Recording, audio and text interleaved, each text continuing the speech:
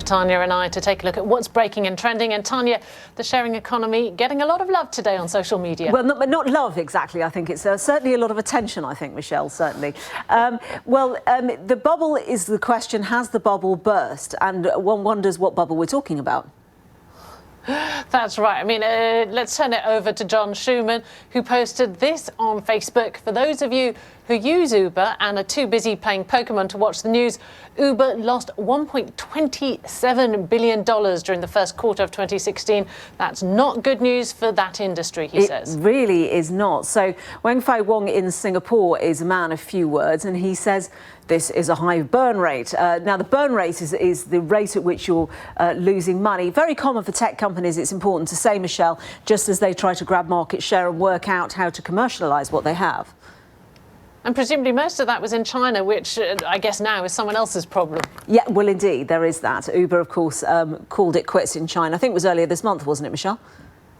Yeah, that's right. Now, Christopher Mims, he is the Wall Street Journal's technology columnist, and he said Uber makes money in a handful of cities, but has offered no proof that its model works in less dense, less rich cities. Interesting. You're familiar with the saying, you snooze and then you lose. Well, on Twitter, they point out a Singapore startup just launched its first self-driving taxis. Now, this, of course, is beating Uber's launch by weeks, which has intentions to do exactly the same thing.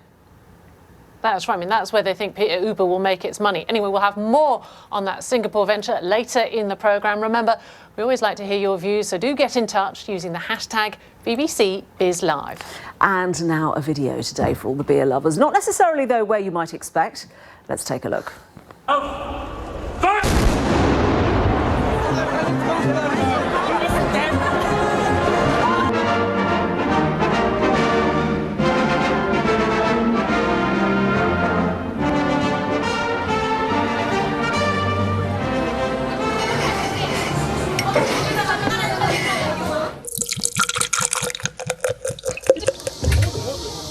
얘가 우리 대동강 맥주의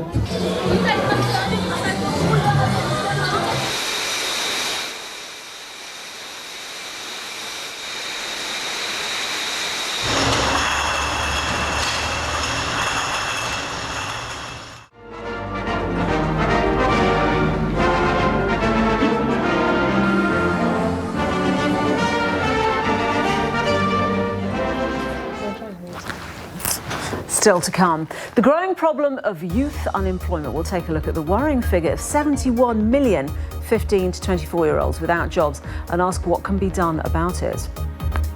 And from New York, we'll look at the growing world of Wi-Fi with an industry leader that has 57 million hotspots around the world.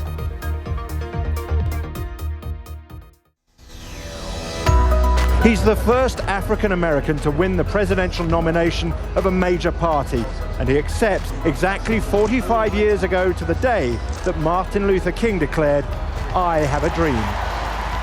As darkness falls tonight, an unfamiliar light will appear in the southeastern sky. An orange glowing disk that's brighter than anything save the moon, our neighbouring planet, Mars. There is no doubt that this election is an important milestone in the birth of East Timor as the world's newest nation. It'll take months and billions of dollars to repair what Katrina achieved in just hours. 3 weeks is the longest the Great Clock has been off duty in 117 years. So it was with great satisfaction that clockmaker John Vernon swung the pendulum to set the clock going again.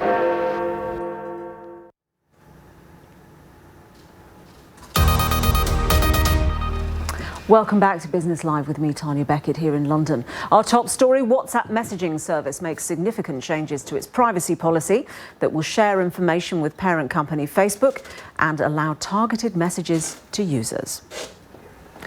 And I'm Michelle Fleury in New York. Now, it's a growing problem worldwide and it's set to get worse. Youth unemployment has remained stubbornly high, even as general jobless rates are falling.